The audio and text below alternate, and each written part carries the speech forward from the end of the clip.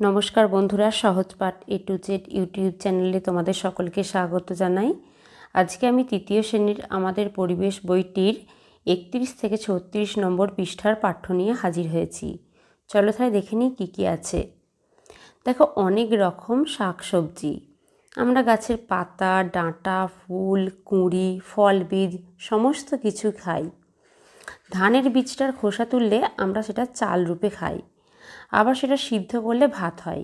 গমের বীজ গুঁড়ো করলে আটা, সেটা জল দিয়ে মেখে বেলে নিলেই হয়ে যায় রুটি।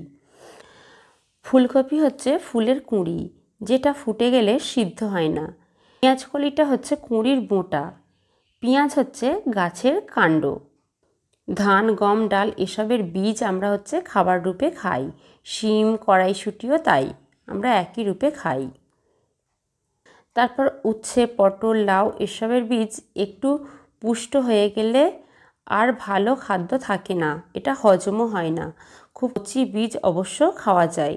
সজনে ডাঁটা আবার হচ্ছে কিন্তু ডাঁটা নয়, সেটা হচ্ছে গাছের ফল। শাক গাছ বড় হলে আর ডাঁটা খাই আমরা, যেমন নোটে ডাঁটা, পুঁই ডাঁটা, এগুলো হচ্ছে শাক গাছের কাণ্ড। পরের পৃষ্ঠায় বলেছে কোন গাছের কোন অংশ আমাদের খাদ্য, সেগুলো নিচে লেখো। পাতার মধ্যে হচ্ছে পালং, লাউ শাক, নোটে শাক, ধনেপাতা, এগুলোর আমরা পাতা খাই। তারপর হচ্ছে ডাঁটা বা কাণ্ড হচ্ছে লাউ ডাঁটা, থোড়, লাল নোটের ডাঁটা, পুঁই ডাঁটা, এগুলো হচ্ছে কাণ্ড খাই। তারপর কুঁড়ি হচ্ছে ব্রোকলি, ফুলকপি, ওলকপি, এগুলো। ফুল হচ্ছে বক, কুমড়ো ফুল, সজনে ফুল, মোচা। ফলের মধ্যে বরবটি, লাউ, টমেটো, শসা। বীজের মধ্যে কাঁঠাল বীজ, কড়াইশুঁটির বীজ, বরবটি আর হচ্ছে শিম গাছের দানা আমরা খেয়ে থাকি। এরপর বলেছে শাক পাতা তরকারি খাওয়া খুব দরকারি। চারপাশে আমরা যে সমস্ত শাক পাতা দেখি সেগুলো খাওয়া প্রতিদিন খুবই দরকারি। তারপর আমরা কি করি যে শসা, টমেটো, পেঁয়াজ, গাজর এই সমস্ত কাঁচা অবস্থায় খেতে পারি।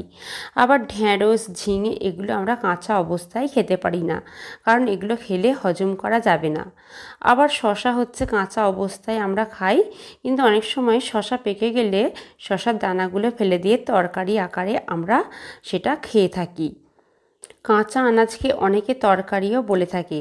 কিছু কিছু আনাজ আছে যাদের নানা নাম আছে, যেমন হোপাকে বলে চিচিঙ্গে, ঢ্যাঁড়সকে বলে ভেন্ডি, এই সমস্ত দুটো একই নাম। ব্রাহ্মী শাক খেলে আমাদের বুদ্ধি বাড়ে। নিম পাতা আমাদের খোস পাঁচড়া হতে দেয় না। কাঁচকলা হচ্ছে রক্তাল্পতা অর্থাৎ রক্ত কমে যাওয়ায় খুব উপকারী। পেঁপে আমাদের হজমে সাহায্য করে। বিট গাজরের মতো রঙিন সবজি হচ্ছে গুরুতর রোগ প্রতিরোধ করতে সাহায্য করে। এছাড়া মোচাও হচ্ছে রক্তাল্পতার সমস্যা কমায়, অর্থাৎ রক্ত বাড়াতে সাহায্য করে। এরপর বলেছে নানা রকম শাক পাতা আনাজের নাম ও সেগুলো খেলে কি উপকার হয় তা নিচে লেখো। শাক পাতা আনাজের নাম: মোচা হচ্ছে রক্তাল্পতা দূর করে, পেঁপে হজমে সাহায্য করে, থানকুনি আমাশয় দূর করে, ব্রাহ্মী হচ্ছে স্মৃতিশক্তি বাড়ায়, হিঞ্চে শাক চোখের দৃষ্টিশক্তি ভালো রাখে, শুষ্নি শাক মাথা ঠান্ডা রাখে, ঘুম ভালো হয়, শসা হজমে সাহায্য করে ও মেদ ছড়ায়, নিম পাতা চামড়ার সমস্যা দূর করে, কুলেখাড়া হচ্ছে রক্ত বাড়ায়। এর পরের পৃষ্ঠায় আছে ফল খাওয়ার সুফল। আমাদের প্রতিদিন শরীরে দুটো জিনিস প্রয়োজন, একটা হচ্ছে জল, একটা হচ্ছে ফল। হজমে সাহায্য করে জল, আর এছাড়া বিভিন্ন পুষ্টিগুণ শরীরে যোগাতে সাহায্য করে ফল। তাই প্রতিদিনে 2 থেকে 3 লিটার জল খেতে হবে এবং তার সঙ্গে নিয়মিত বিভিন্ন ধরনের ফল খেতে হবে। বেশিরভাগ ফল হচ্ছে সহজে হজম হয়, তাই অসুখ বিসুখ হলে শরীরের অঙ্গ প্রত্যঙ্গগুলি যদি দুর্বল হয়ে পড়ে তখন শরীর সব খাবার হজম করতে পারে না, তাই ফল খেলে ভালো হয়। আবার রোগ আটকাতেও ফল দরকার। অন্য খাবার কম খেয়ে ফল বেশি খেলে মোটা হওয়ার সম্ভাবনা কমে। আবার ফলে জল থাকে প্রচুর, অনেকে জল খেতে চায় না, ফলে তাদের শরীরে জলের যোগান বজায় রাখার জন্য ফল খাওয়া খুব জরুরি। আবার ডাব খেলে, ডাব হচ্ছে জল খাওয়ার বিকল্প একটি ফল। জল যদি কম খেয়ে ডাবের যদি জল খেয়ে থাকে তাও শরীরে জলের চাহিদা যোগান দেয়। কিছু কিছু গাছের রস আমরা খাবার হিসেবে খাই, যেমন খেজুর রস, তাল রস অনেকে খেয়ে থাকে। ফলের একটা আবরণ থাকে, সেই আবরণটার নাম হচ্ছে খোসা। সমস্ত ফলের নাম বললাম সেই সমস্ত ফলগুলো সারা বছর পাওয়া যায় না। কিছু কিছু ফল আছে যেমন সারা বছর পাওয়া যায়, আবার কিছু কিছু ফল আছে একটা নির্দিষ্ট সময় পাওয়া যায়। যেমন ডাব হচ্ছে সারা বছর পাওয়া যায়, কিন্তু খেজুর রস হচ্ছে শুধুমাত্র শীতকালে পাওয়া যায়।